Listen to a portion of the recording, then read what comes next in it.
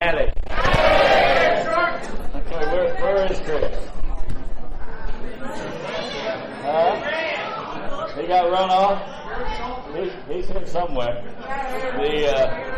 There he is. He's back here. I like to look at people when I'm talking to him. But, a lot of you know Chris. Chris has been around a long time. He catches a lot of flack sometimes because he likes to have fun. He'll sit there every now and then maybe and disrupt the meeting by speaking to somebody who's next to him. But the bottom line is I don't know that I would be alive today if it weren't for Chris. He was there for me when I first got here. And, every meeting we read a reading that just for today, and it says to find someone who believes in you and wants to help you in your recovery. Chris was that man for me.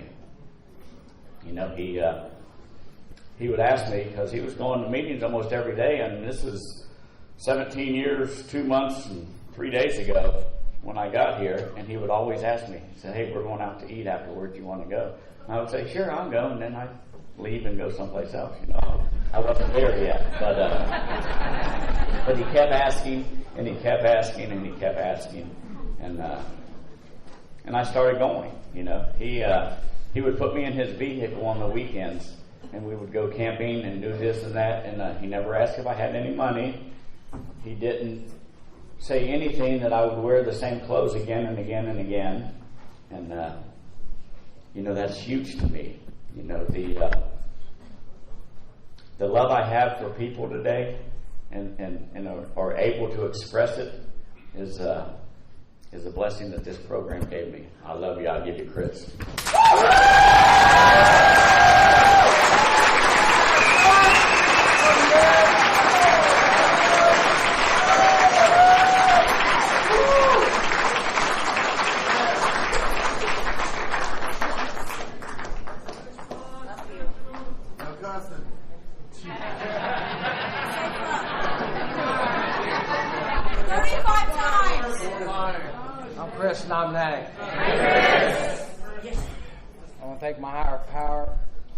Choose to call God, Creator, Universe, whatever, for allowing me to be here clean today. It's a privilege and honor. I want to thank the committee for allowing me to come up and share my experience, strength, and hope. I'm nervous as hell. It happened about 11 o'clock this morning, and it's only gotten worse. I got clean November 17th, 1982.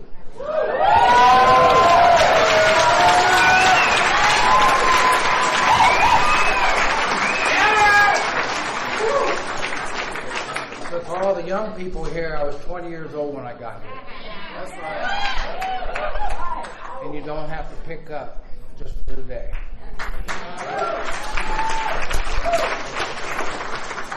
I'm one of them. I came in and I stayed. I'm going to try not to say the F word. So one of the things that this thing talks about love and peace and recovery is the theme. And on page 154 in Principles Guiding to Recovery talks about peace and love. And this is our second tradition. And I'm going to tell you a little bit, teeny bit about using dope, but not much, because we all know why we're here. I'm nervous, so I'm going to jump all over. So when I got clean when I was 20 years old, we didn't have no hardback books. And we had a floppy copy. And we printed them off, and WSO came and told us we can't do that. I started using when I was 11. I loved LSD. So anybody that remembers what LSD is, when you start using it at age 14, you wonder why I'm so slow in recovery.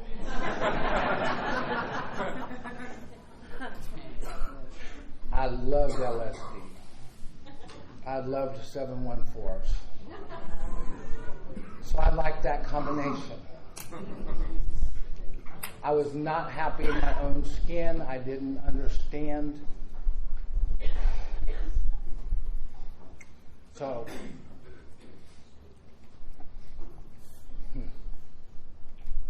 a lot of emotions.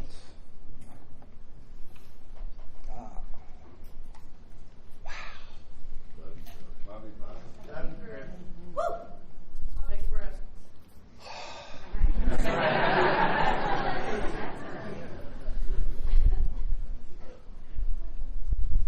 When I got clean in Narcotics Anonymous, there was a group of people. So let's take this back. So I started using when I was 11, and when I was 19 years old, 3 of my closest friends, 2 were dead and 1 went to prison for 10 years. And I'd gone to the hospital for strychnine poisoning. Imagine that. And when I got out, I couldn't wait to go get another hit. Tasted the strychnine poisoning going down my throat. And was like, wow, I can't stop. My mother was in AA. She introduced me to Narcotics Anonymous and said, you need to go check out these meetings. My mother was hardcore. She treated me as any other dope fiend should be treated and said, you're not welcome here. I love you, but you can't come home. Because of that tough love, I came to Narcotics Anonymous. I still remember my first meeting that I went to. It was on a Wednesday night. It was called the Shelter Group in Morse Road up in Columbus, Ohio. And when I went there, you know how you feel when you're like done? And then you see all these people laughing. You're like, ain't this stuff supposed to be serious?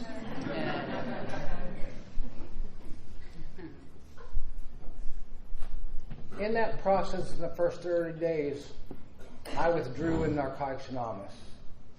And I had Charlie horses, and I spilled coffee, and I didn't have a license, and I didn't have a car. And people would give me rides, and I'd be jerking in their car because, you know, when you get a Charlie horse, you try to stretch your legs. And they kept saying, Chris, you really need to go to treatment. And I'm like, what? What is treatment? And I'm going to tell you what happened to me. I said, okay, I'll go to treatment. If that's all what you think I need to do, then I'll go to treatment. But right before we went to treatment, we went up to a 12-step retreat up in Youngstown, Ohio. And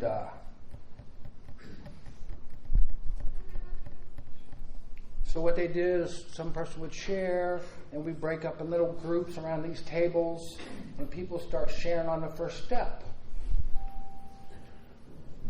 And so for this dope fiend, these people were like sharing like raw. And what it did for me was, I'm sitting in a room and I'm like, okay, there's some tears coming up, and men don't cry. And what's going on with me? And what was going on is these people kept sharing, and you kept touching me. And here, nobody touched me in here. And I'm in a room full of dope fiends who are talking and sharing, and I'm like, wow. And it's like, you know how I feel? Blew me away. And then I went to treatment. And of course, treatment back then was the other fellowship.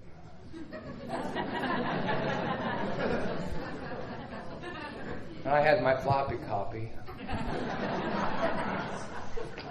Now I was hooked with NA. And they gave me this other book. And what treatment did for me was it gave me a lot of tools that I used later on in my recovery. I didn't hear it because I was 20.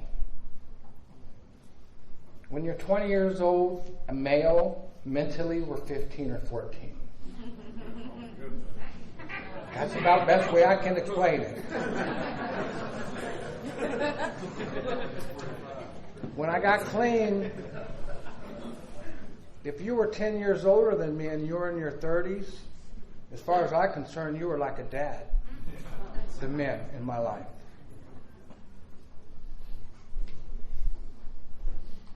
because you were older than me and you were clean.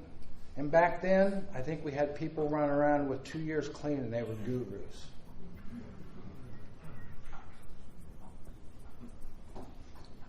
To look in Narcotics Anonymous today and you watch the clean time tonight, God, that's fantastic. To walk in and have people with that much clean time, with experience, strength, and hope on not using dope.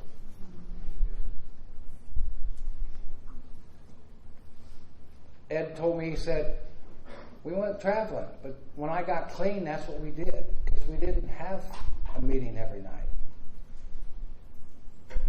And they would say, like, well, there's one down here, and we go down there. And it was real different back then. So I said I wasn't going to cuss, but so when I got clean, there was people. Now, some of the process in my last 10 years of my recovery has been trying to come from here. And from here is where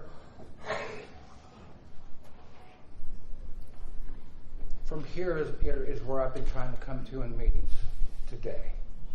In the beginning, I needed the people to tell me to work the steps or die, motherfucker.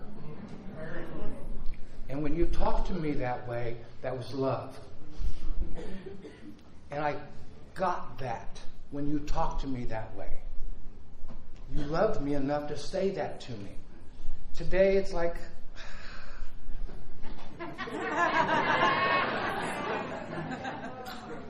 But I'm trying to... Recovery was different back then.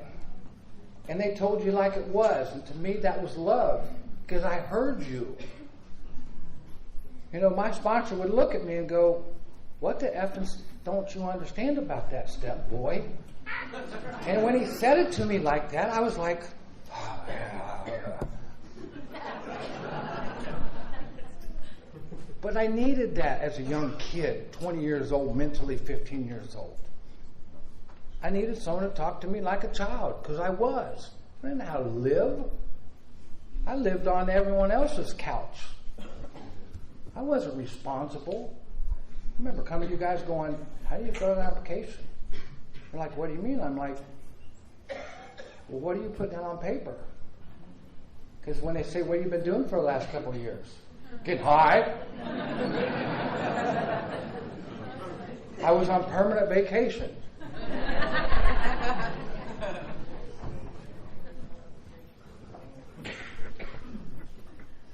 Back then it was work the steps or die. Today it's work the steps and live. If you're new here, all I can tell you is that your expectations of what you think this might be, you have no idea. So I asked my sponsor, because I don't call him all the time, and I said, I'm nervous as hell, and he said, just be you.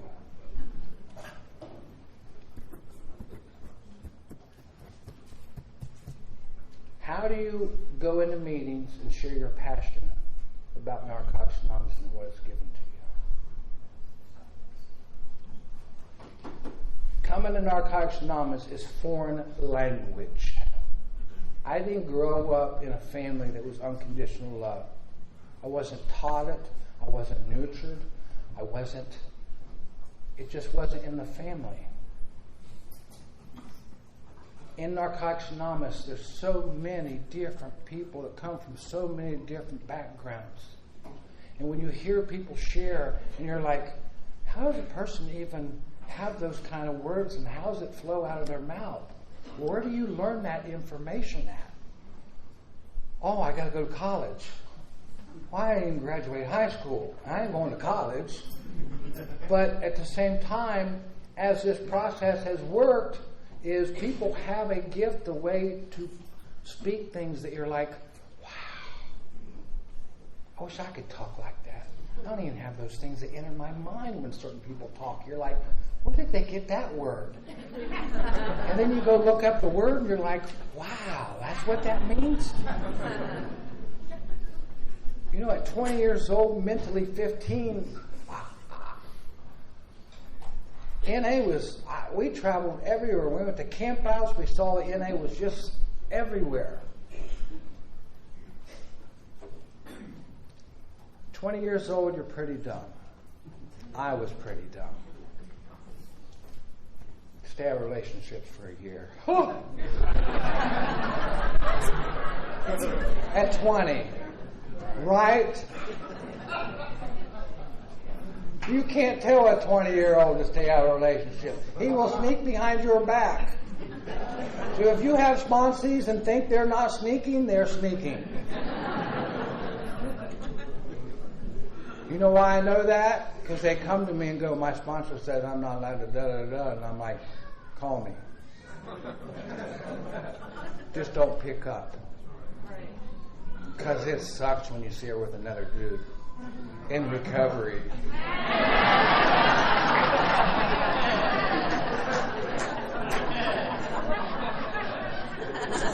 If you didn't know this was a feeling program, welcome to Narcotics Anonymous.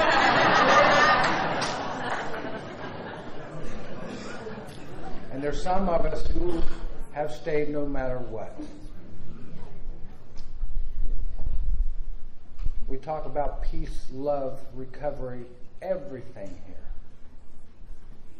When I look around the room, I see people that I've known for over 3 decades.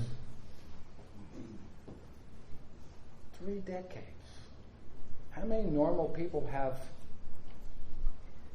1 or 2 friends for decades? I look in here and there's a dozen people with over 3 decades I have known. They know me. I know them. We're family. We're all family. Narcotics Anonymous gave me 12 steps, 12 traditions, 12 concepts. Oh my God. There's a lot you can do in Narcotics Anonymous. In the beginning, when you get involved in service for this dope fiend, I just wanted to be recognized. I didn't do it for selfless reasons. Truth, right? We don't want to ever talk about truth. Right?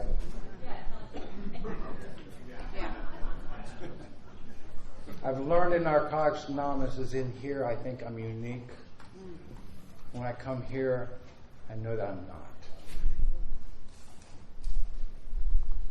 We talk about the first step in being powerless. And like I said in the beginning, the first time we go through the steps, it's about the drug law. It's about all the crap we did. It's learning. Powerless. What does that mean? I have a disease of addiction. I'm powerless over a lot of things. Not just dope. My life become unmanageable over a lot of things other than just dope. Because you know what I want when I want it, I'm going to go get it. Because you told me I could go get anything once I got clean.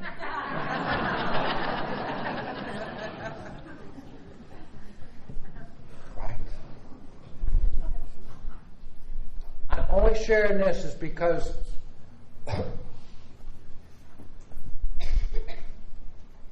to look at the steps in the beginning at 20 years old, and I worked 12 steps in the first 13 months. Because I came from an area where it was hardcore and worked the steps that you know what. It was a step of the month. It was to get the drug log out of the way. So the next time you go through the steps, you can really see what you're powerless over and what makes your life unmanageable. And when we look at the second step and go, wow, that's really insane for me to keep doing that. At 22, 23 years old, you're invincible. Now you got a year and a half clean. You're walking on water.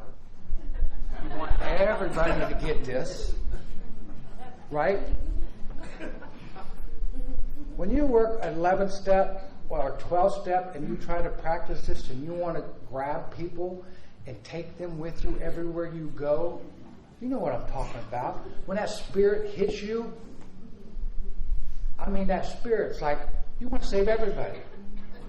You gotta come check out NA, dude. It's freaking great.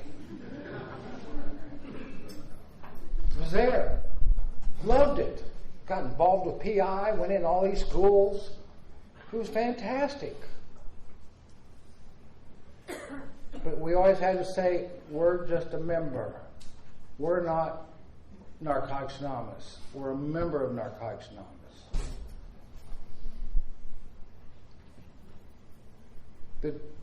In the beginning, you couldn't help but get involved in service because they were trying to produce a book, they were trying to write literature, you voted on things, they'd be like, come on, we're going to Pennsylvania, they're voting on this, and they're helping write on that, and I'd be like, all right, I'll go. Maybe I'll find my visa later. You told me to keep it humorous, right, Kurt?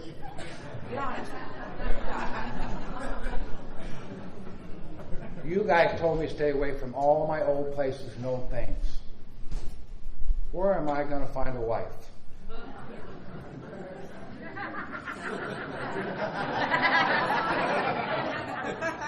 We didn't have cell phones where you could get a girlfriend online stuff.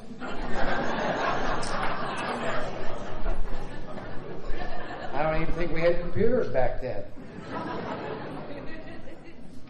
I got clean and still had the rotary phone. I had to go to the gas station and call my sponsor. 35 cents. Met my first wife in Narcotics Anonymous. Told her she had to have a year clean. She came up to me and said, I got a year now.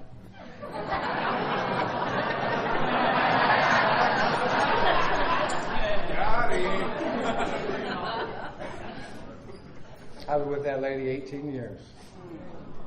Had 3 beautiful children with her.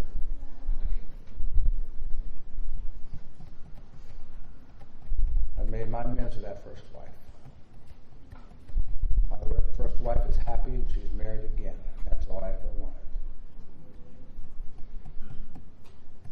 You guys do the steps. When we look at the steps and we practice the second step.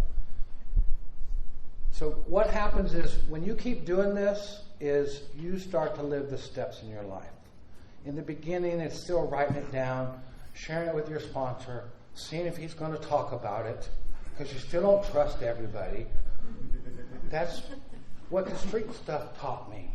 You don't trust no one. And you come in here and you go, okay, I'll get this honest. You come back, and then come back. So you get a little more honest on the step and share a little bit more.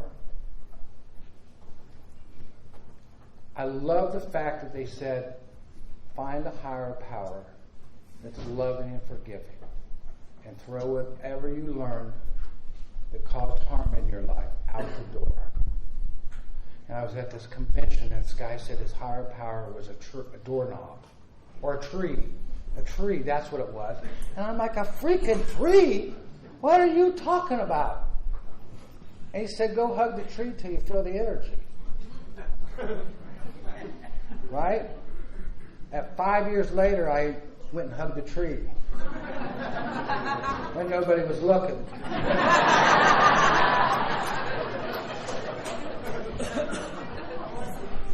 And I understood what he meant. Because at 5 years clean, I was a little more open than I was at 1 year clean.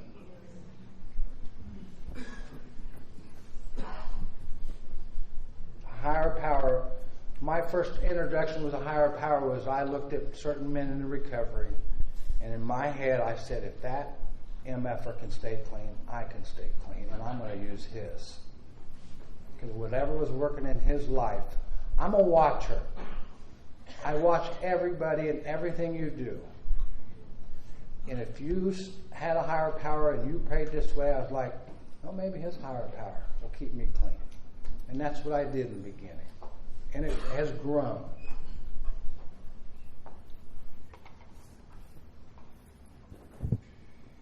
Step 4, God, inventory. Oh my gosh. Thank goodness they have assets at the bottom of it. No, that's right.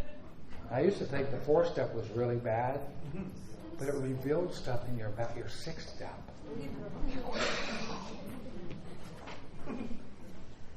sharing a fifth step with a sponsor and telling him all the bad things, and then them going, well, this is what I did. And it was like, oh, you're really sick. I'm not that bad after all. Because in here always tells me I'm unique and I'm different. Always. My disease always wants to focus on the negative. What I've been in my last 8 years is all I want to think about is the positive. The hardest thing about coming in Narcotics Anonymous is growing up as a man and going through all the things you guys told me that I shouldn't do.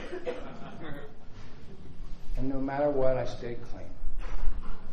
I've been penniless, IRS problems, broke, in recovery, and didn't have to pick up dope. Because you guys told me it only gets worse. And when you've been here a few 24 hours, when the ones that are lucky enough to come back in the room and say, it ain't no better. Because those thoughts come in the mind. I can't handle this pain. And the ones I have yet to see a person walk back in the rooms and go, man, it's been fucking great. I've been using for fucking 6 months and it's been great. I haven't.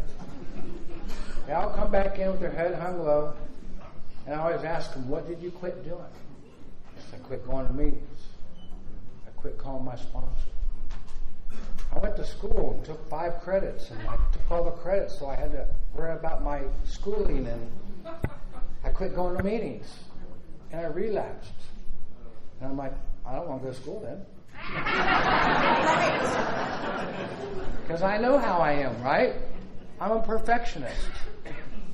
I'm different. Don't you know who I am? Have you ever watched someone that collects army stuff and become obsessed in recovery? They wear clothes that are army. Their cars are army. Their houses are army. You ever see a fisherman? Everything they have is fisherman stuff. I've learned that I can become addicted very quickly and obsess over it very quickly. Because my disease doesn't want me to feel good. My disease wants me to go use and tell me it's different. But now I got this. 6th step, oh my gosh, character defects. At 21 years old, I was not ready to get rid of all of them. Just wasn't. It's different for everybody. I have yet to meet a perfect person in Narcotics Anonymous. When you've been here a few 24 hours, you've seen people act out on their defects. They may have forgot, but I haven't.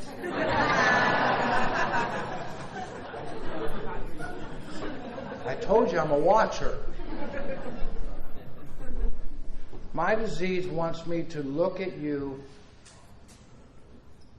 talk about you, ridicule you, tell you about your recovery and how bad you are. Truth, right? That's what my disease. You guys show me to go, let them be where they're at. Love them unconditionally no matter what. Everybody has their own process. Everyone has their sponsor and their working steps and what they need. When I start thinking like that, I'm driving the bus and I'm in control and you should do it Chris L's way. Narcotics Anonymous, hardcore. When we look at this and we look at the things that I learned in here, I learned from people. If you told me this is how the tradition reads, this is how it is, I'd be like, okay. I didn't sit back and go, wait a minute. I need to go read this for myself.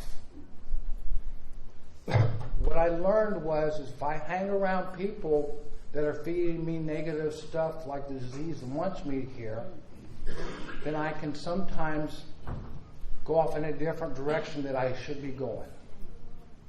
And because I have a loving higher power, He allows me to go do that. He'll look at me and go, why are you going that way? I'm like, it looks fun. Sounds exciting. And then when I come back to the path, He says, did you learn anything? And there's times in my recovery I can go, yeah, I learned a little bit. 5 years go by and you go, it'll be different this time. When we talk about how cunning and powerful this disease is, it waits around the corner. Property, prestige, and all that stuff will divert you from your recovery. Watched it, been there, done that. I'm a high school dropout who's had to start 2 businesses clean. Once had the IRS come in, take everything. A divorce took everything. And I didn't have to use dope over it. I did go to jail clean.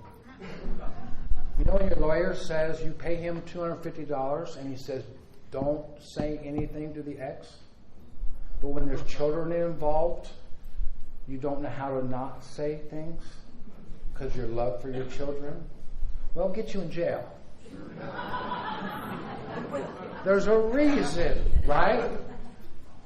Kind of like when we first came in, sit down, shut the fuck up, take the cotton out of your ear, put it in your mouth. You don't know anything. Well, in truth, that's truth. We don't know. That's why we're Narcotics Anonymous in a room full of dope fiends like us trying to get clean. But the passion side of it is to sit down, go get his phone number, go get her phone number. Girls, you go get that girl's phone number. Guys, you go get that guy's phone number. That's what this is about. The 6th step, when I look at you and say, at 21, 22, I wasn't really willing to get rid of some character defects. I wasn't. It wasn't until it was time for me. People wanted to shake me. What is it that you're not getting? I'm not where you're at. I just don't get it. It's just going over my head. When the light bulb goes on, it goes on. But everybody's different. Everybody has to go through their process. When the light bulb goes on, you're like, damn, they've been telling me that for 10 years in Narcotics Anonymous. Where the hell have I been? What was I missing? I'm just trying to tell my truth. I've made every mistake you can make. I still look at pretty women in Narcotics Anonymous.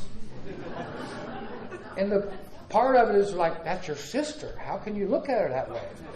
I'm like, oh, that's right. My eyes are broke. I don't look no more. Right? My eyes are broke. Whatever.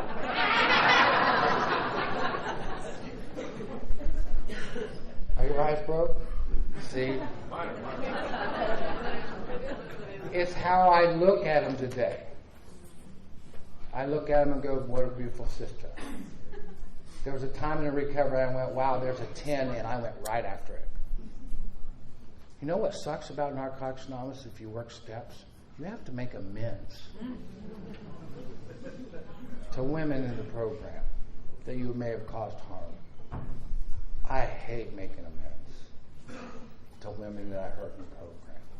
Because at 22, I didn't know I was hurting them in the program. It wasn't until later in recovery that I went, went till the women got honest and shared. To women, we are so blessed here. Women come, I've watched women come from the street and who are lawyers today.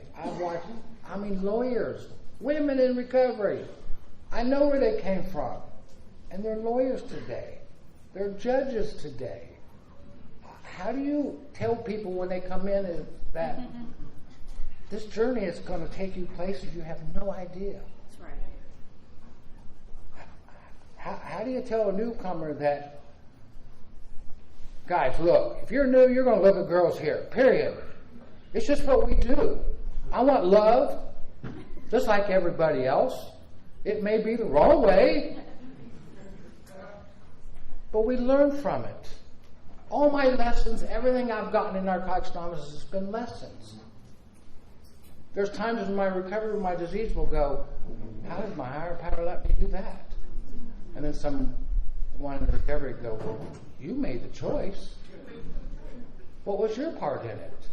You know you always want to say, fuck you.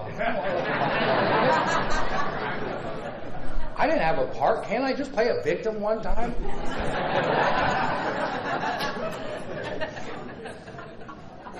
I want to play victim. I want to play victim. That way I don't have to look at mine. You know, when you don't want to call your sponsor and you keep bringing up topics in meetings and then finally you get the words that you need to hear. You know, I call that co-stamping your bullshit. But you listen to them that way so when it doesn't work out, you can blame it on them and play victim. You'd think with that guy with 5 years clean that shared that with me that it was okay to do that, it'd be all right. That way I didn't have to look at me. It doesn't work after a while. You could keep trying, character defects, you can keep 10 years from now. Trust me. For this dope fiend. I'll get 5 of you and go, look, if we hit the wall from this angle, it'll be different.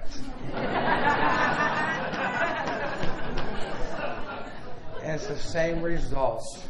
And so the beautiful thing about the program is you can hit it from every angle you want. Just don't pick up dope.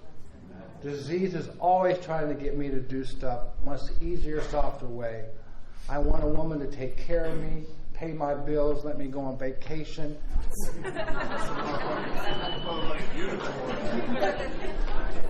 And when you get it, you're like, nah, she got too many rules.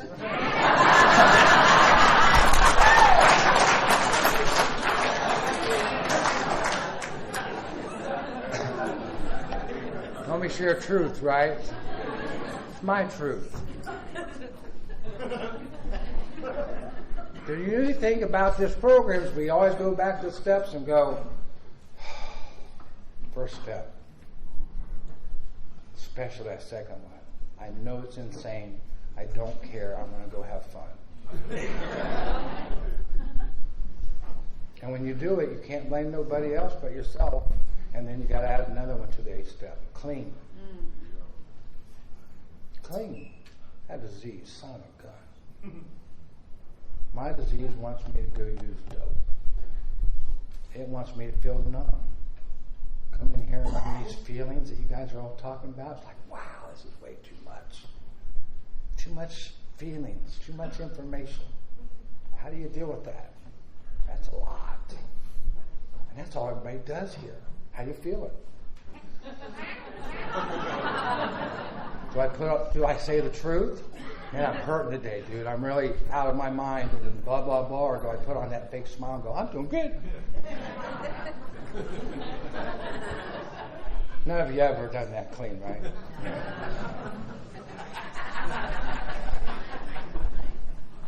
And when I say that, I look at my loving friends in here because they know how I am.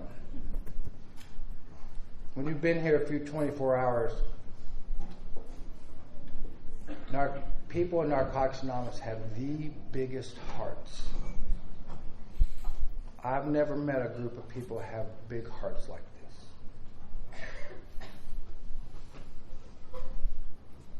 this. When it talks in the chapter, more will be revealed, and you read that chapter, and you read that chapter, and you venture out in the world, and you take these 12 steps out there and practice them principles in all your affairs. That's when you start to see things.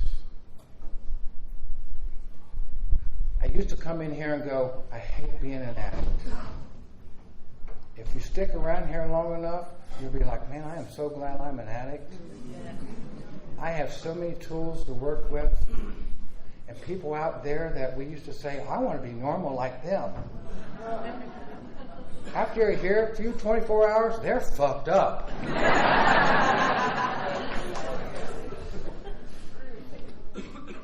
We have tools. You hear people when standing in line and you hear them going blah, blah, blah, blah, blah, and you're like, oh my God, they're going to be miserable like that the rest of their life. They don't know they can change that. In my amends list, and I know I'm jumping around, but my father was one of those people that didn't say I love you, very cold man, wasn't shown any kind of love in his own life. He was raised in foster families. In Narcotics Anonymous, you guys allowed me to go to my old man. We hug here, right? So guess what you do when you go back to your family after you've been clean a while? You hug your family. And my old man, I would hug him. I'd say, I love you, and he'd say, me too. He didn't hug back. My first wife would say, why do you continue to invite your dad to the birthday parties? I said, because if I don't invite him, then I'm just like him. And now I have to teach my dad it's okay to love. And you guys taught me, and showed me how to teach my dad to love. Because after 20 years clean in Narcotics Anonymous, when I went through my first divorce, my old man gave me a hug and said, I love you, son. I'm proud of you. Because you told me it wasn't about him changing, it was about me changing. And that I can stop this today. How do you tell people that? It might take you 20 years. I was a dope fiend sitting in the chair going, man, that guy's been clean 2 years and family already bought him a goddamn car, a house.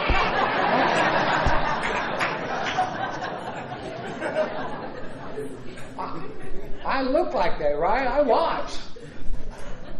You know, but I didn't have, I grew up in that family. And you guys taught me unconditional love. You taught me love.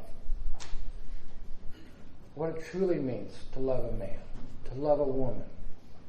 I have women friends that truly are teachers. I have women in my life that tell me today they have my back.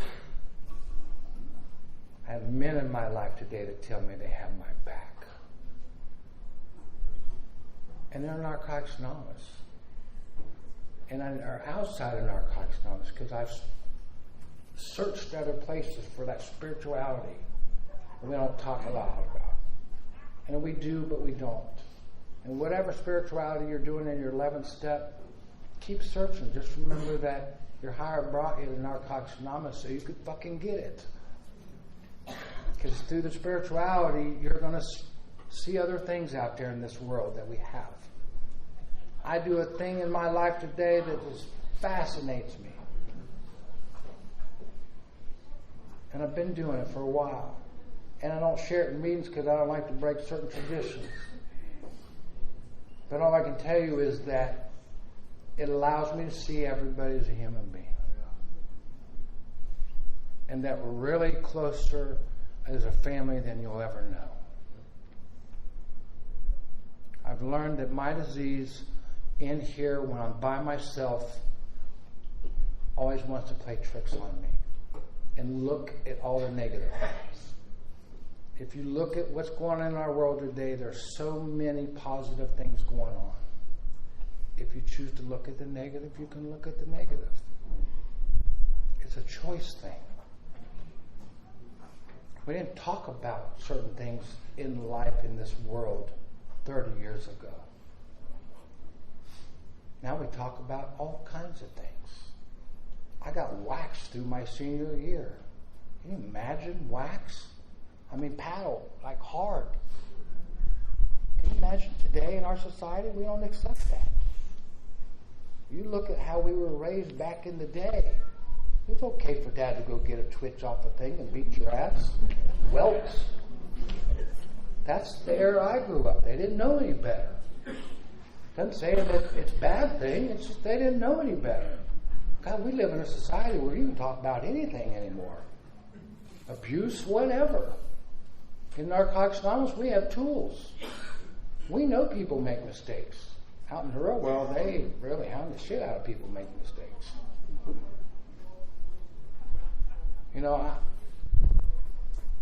this program has saved my life. I still continue to go to meetings. I don't call my sponsor like I probably should because life's been pretty good to me. I've been blessed. I tell people all the time this has been a fantastic journey. I wouldn't trade it for the world. I wouldn't trade it for the world. I've been given a second chance, and you guys showed me how to be positive, how to speak from my heart. There's times in the recovery where you're like, sit down, dude. You don't know what the fuck you're talking about. And you ain't helping nobody. But then you got to be loving and go up to him after the meeting and say, hey, dude, do you got a sponsor?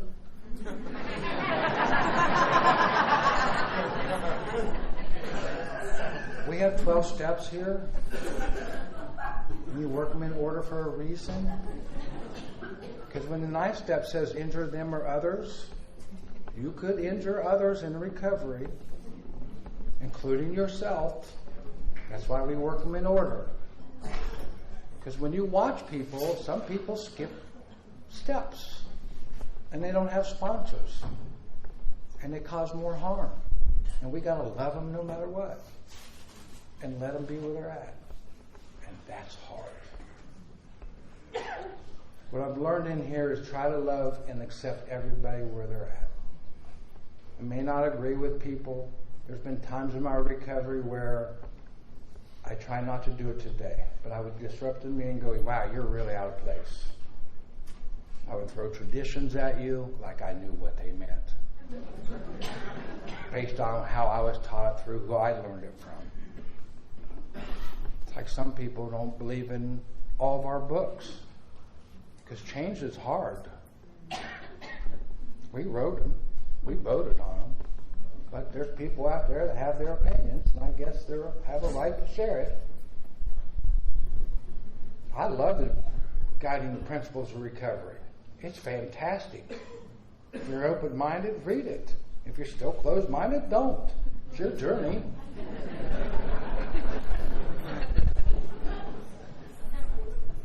I had to touch base on that because it seems to be a big problem for some. Not pointing any fingers. I love you no matter what. It's just where we're at in our journey. I have to remain teachable. I have to be willing to grow. And I still try to do that today. It's been a hard It hasn't been hard. I chose to make it hard in some of the choices I made. I can tell you today that finally in my life I can look at a really, really woman that I am interested in and go, wow, there's a 10. And then I keep watching and I go, okay, 8.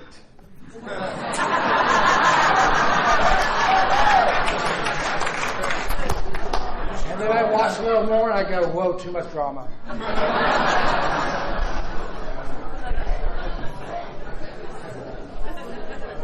It took me 25 years to get there.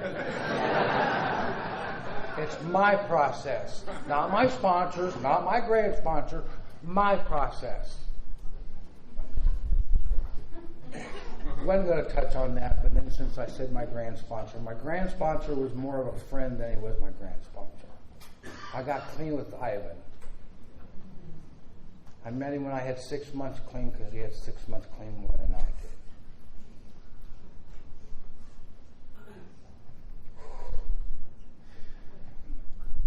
I love the fact that my friends are dying clean. It's been a fantastic journey with him. If you get lucky and stay clean with people with 30 plus years or 20 years or 10 years, what a blessing they have touched, or you have touched their life. Because to go through all the things we did, no matter what, we didn't pick up dope. And when I went through relationship problems, I could call Ivan, and Ivan was always there. I know Ivan. Ivan knows me. I could talk to anything, and he wouldn't judge me. He'd say, well, let's look at it from this point of view. There's people that will be placed in your life when it's time to be placed in your life. It's not a coincidence. When it's time for someone to be in your life to help you with whatever you're going through, it'll appear. And sometimes they're there for a little while, and sometimes they're not. There's so many people that you look around the room at and you look at people and go, I wish I could be more a part of your lives. But my life's full, your life's full. It doesn't allow me to do that today. You know, you look in the room and you're like, God, I wish I was a part of your life. Well, I was around, but you live in Cincinnati, I live in Dayton. I'm not going to travel down there.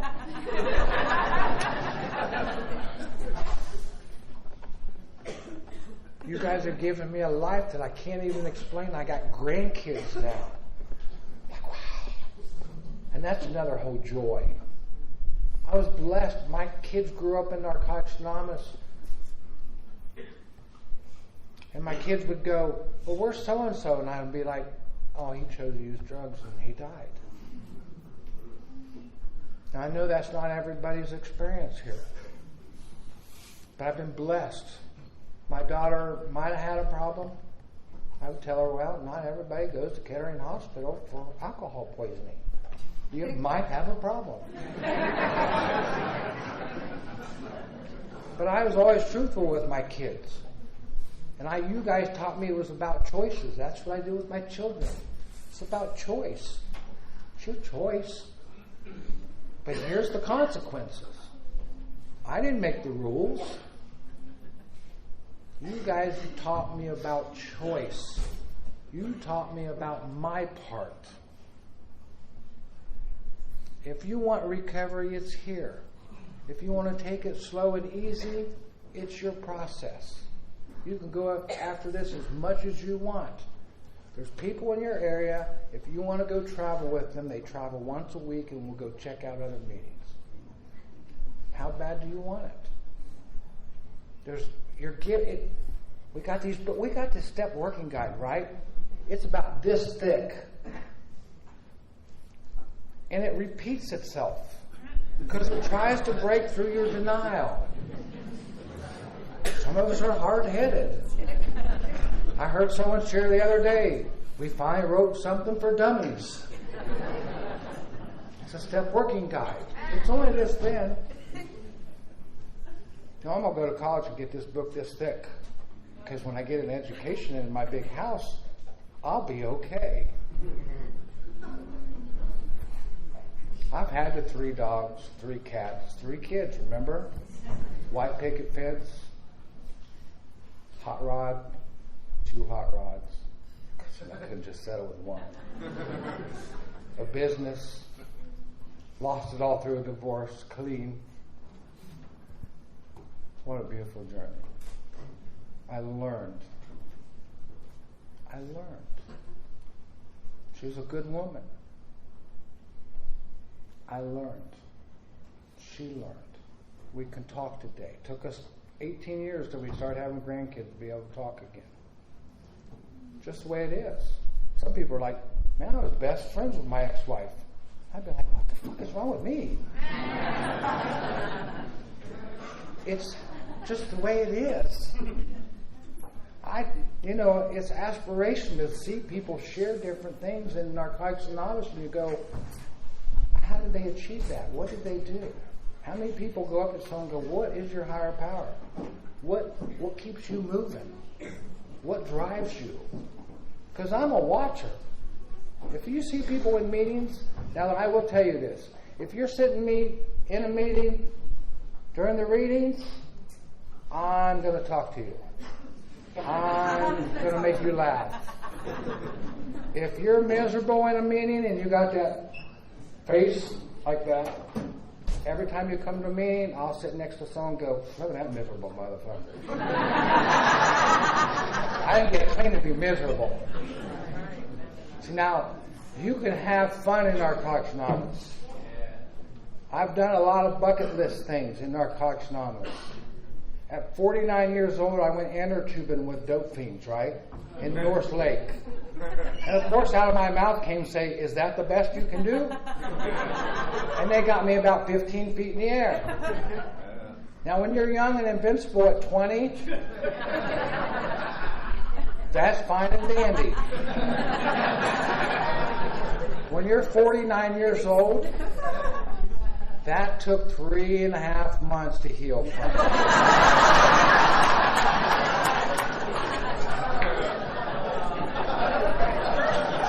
Guess what? I don't inner tube no more. Mentally, I want to go inner tubing. When them old guys say when you get old you feel these kind of things, I'm like, not me. I'm unique. I'm different. And you get to them ages and you're going, darn freaking old men. So I have a new obsession in life. And I'm trying to quit these goddamn cigarettes. But I will tell you that I walk 4 miles a day today. I've lost 33 pounds this year. Because I'm trying to do something healthy.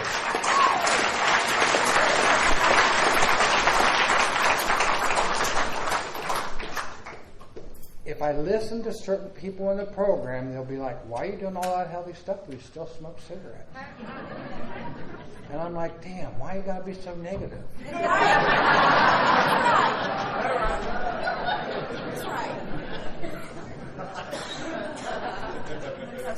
I've learned through asking other people for help. 30 pounds ago, I carry my 20-pound grandson. He's heavy.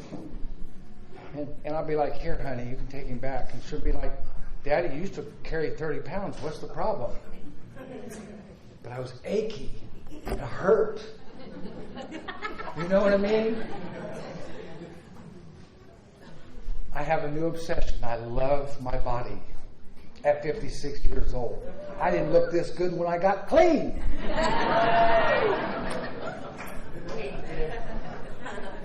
I wear 32s. I haven't worn that since I was 15.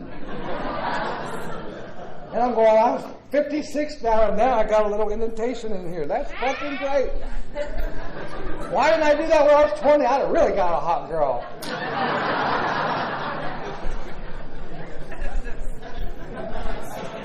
Truth, right? That's how the brain thinks. They're like, oh, you ain't going to share that to me, are you? I'm like, hell yeah. Because we all think we're unique and we're different. I like good food. But at my age, I have to start, when you watch older people, you know what I mean. I'm a watcher, guys. And I got guys that are in recovery who are diabetics, right? And they're like, well, what the fuck is diabetic? And they tell you, and you're like, I eat all that. I'm not a diabetic. But I weigh 207 and I'm 5'9". Maybe I need to take a look at this. Because I don't want to be a diabetic. Because I watch them. Have you ever seen a person in Narcotics Anonymous not take their insulin in meetings? I know you have. Right? You got to jump up and give them something, a piece of sugar or whatever, so they don't. In a meeting, scares the shit out of you. But if you don't know what that is, you're like, what the fuck is wrong? They didn't take their insulin. Huh? You guys taught me again, 12 steps, tools, apply the steps, look at it. That's what I'm doing today. I'm just telling you, some people just don't like to tell the truth. And it's okay. They won't tell that they used to be that way. They won't tell them that they make mistakes early in recovery. It's okay. It's their journey. But I'm always going to tell you the truth. I have nothing to hide. If you need to talk about me and not talk about the newcomer, go ahead. I have people that talk about me all the time. I can put my arm around a pretty girl and 15 people will be like, is Chris hitting that?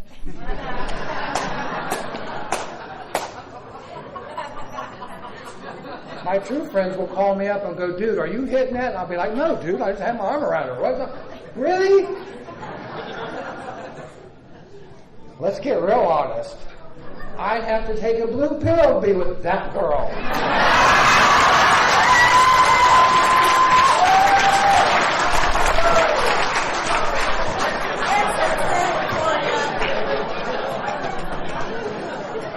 We were sitting around a campfire 2 years ago, and there were, guys my age. And we're all talking about that blue pill. And this young kid in recovery comes up and goes, that's what I have to look forward to? I mean, because now it's on every commercial. If you take this, you can have this. It's the fantasy. I'm not married. My sponsor's married. There's just some things we can't talk about. My other friend Ed says if I was single, I'd be doing that too. He speaks truth. Right? I don't mean to put you out there, brother. I love you. But when we talk truth to each other, that's where the healing is. That's where the healing is. I don't tell a 25-year-old don't do that, because they're going to do it. I get 25-year-olds come to me and go, my sponsor said they're going to fire me if I do this. You don't have a right to fire nobody.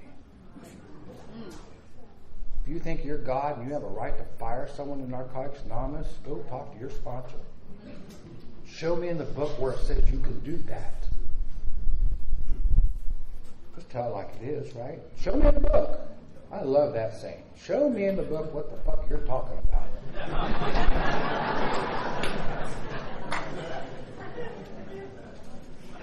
I'm a book thumper. I can't remember half the things no more. I don't bring books up here to read out of it, because we all can read out of it. And we can all take that paragraph and fit it into what we really like, so you all feel less than. Better. Don't hurt them now. I'm just sharing my truth. The Narcotics Anonymous will give you a life beyond your wildest dreams. You'll find peace, happiness, and love. Are you going to have a perfect life? I don't know what that means to you. Are you going to go through feelings and have people that will have your back 100%? Yes, you will. Will you find people that will talk about you? Yes, you will. Are you going to find people that gossip about you? Yes, you will. This is reality. We live in reality. The ones that are there will be there for you. 100%. They will have your back and love you unconditionally. That's been my experience. I've done things where people talked about me because of my actions, and the people that loved me were able to come up and say, Chris, I got your back. I love you no matter what. Don't run away and don't use. If I ask for help, my higher power puts those people in my life. I have to come in and be honest and tell my part, my truth. I don't want anybody to go out the doors and use. That's miserable. I shared at a meeting earlier that I got clean with a buddy of mine that had the same amount of time I did, and he chose to go back out. And I just never understood relapse, because I never relapsed. But when he shared, I was like, wow. Because I'd be like, dude, just go to Middletown. Nobody knows you there. And he'd be like, fuck yeah. And I couldn't understand. But he shared it in a way that I heard it. Don't know why I heard it now in my life. Maybe it's because I'm more open today. Maybe I'm trying to listen to people that talk from their heart today. I don't know. It happens when it happens. I'm trying to be more compassionate with people today. I'm trying to really be compassionate, emotionally available. I didn't grow up with words like that. I didn't grow up with words like be present for someone. What does that mean? I didn't grow up with those words. You guys taught me those words. And then you have to practice it. Oh, this is very uncomfortable. They're grieving and I got to be there supportive and be present. And this feels so awkward. I'm telling my truth. Because when you keep doing it, then you do practice, you understand. Sometimes it's easier to go, yeah, I ain't going to deal with that. They need to call someone else. If I want to grow, I have to practice. My doctor on his label on his office says, practicing doctor. I'm like, what does that mean? He says, Chris, they taught us this in school. They keep coming out with new drugs. We got to read all this shit again. If I take vitamin B12, I might as well have taken Black Beauties. Makes my hair stand up, balls hurt. I can't take vitamin B12. This is for this dope fiend, right? The dope fiends will come in and go, man, you got to try some vitamin B12, man. It'll really make you feel good. No, it does not. Not for this dope fiend. It brings back too many things 30 years ago. So I've learned, you try things and go, yeah, that ain't for me. It's not the end of the world. Disease is a funny son of a gun. If you don't get anything out of this program or anything out of tonight, all I can tell you is work the steps. You're not going to write them out perfect. Some people are going to write pages.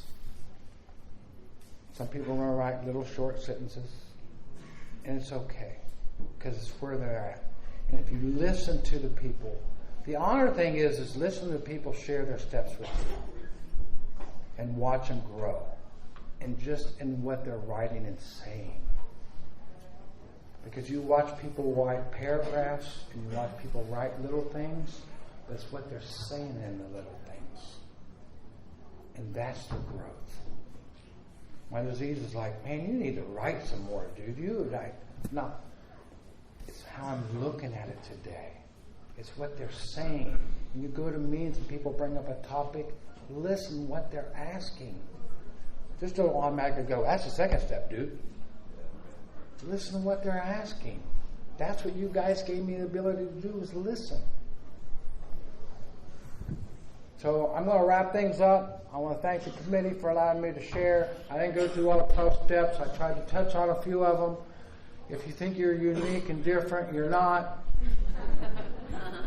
If before you pick up, call me, or I'll give you my sponsee's phone number. You can call them.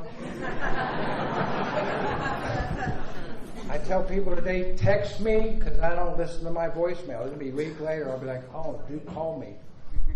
Text me, it's right there. That's just where I'm at. The technology, I love technology. It's spell check. Oh my God, isn't that great? I ask Google everything.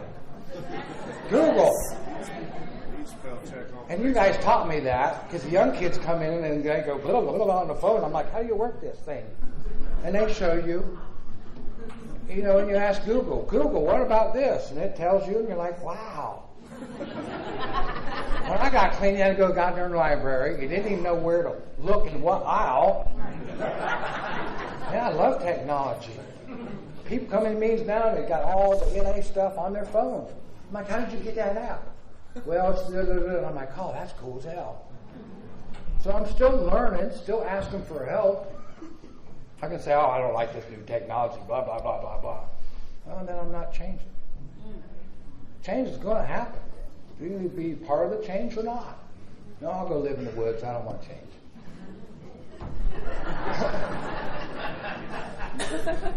I want to change constantly. I want to be teachable. I want to remain teachable.